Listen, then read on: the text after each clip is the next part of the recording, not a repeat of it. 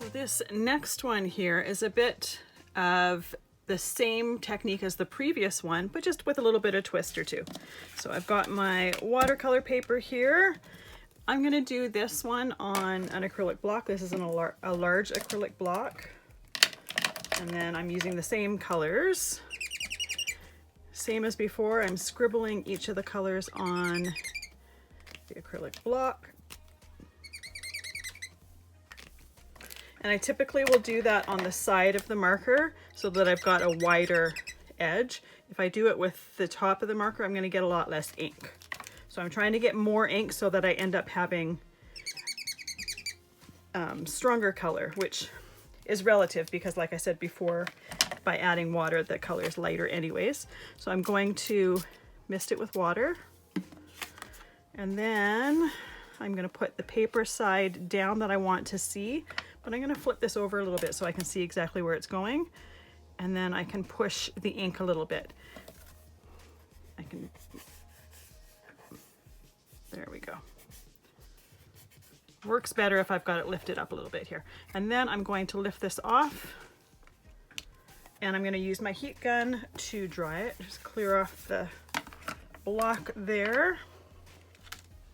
I want to make sure that it's completely dried before I stamp my image on.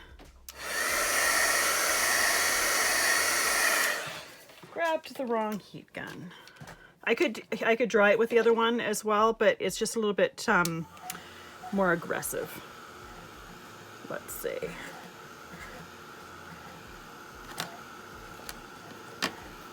While I dry this, let's change the stamp on my block here.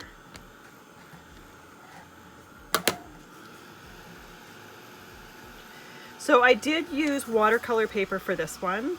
My sample has obviously more color to it.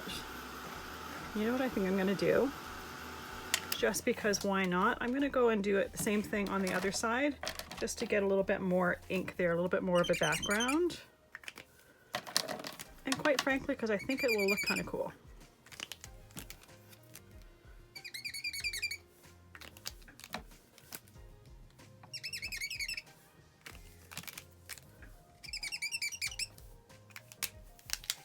There we go. Same process, let's mist it with water. And then I'm going to put my paper over it here. Let's flip it over and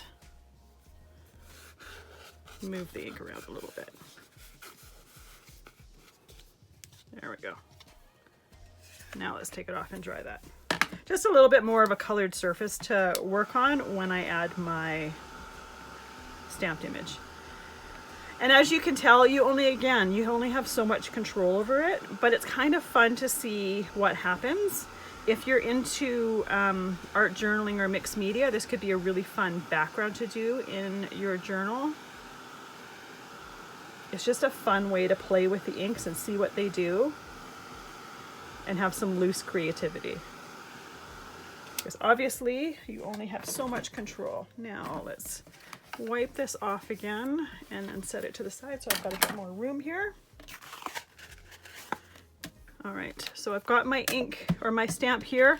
I am going to stamp it with this Distress Oxide ink. This is a dye pigment blend and it's just a little bit more opaque than just using a just using a distress ink pad. The other thing is when I go to stamp it, because I used watercolor paper and because I have because watercolor paper has texture to it, you're gonna see some of the areas weren't super well, like you don't get a really clear impression. So by taking the marker and coloring it in, we're gonna get a clearer image. And I'm gonna use the brush side with the heart.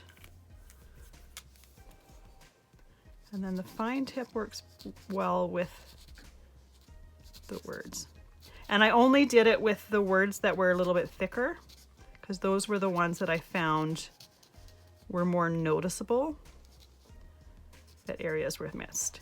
So when you're choosing your paper, whether you're choosing mixed media or watercolor, you might want to keep this in mind. If you have a stamp that you're wanting to stamp on there, you may want to choose the mixed media paper that's smooth, because you're going to have a better stamped impression. So I'm going to leave that as it is, finish it off later. To finish my card, I would glue this onto the front and then glue this onto the front of the card. And once again, just a pretty fun, flowy watercolor background. We'll see you in the next video.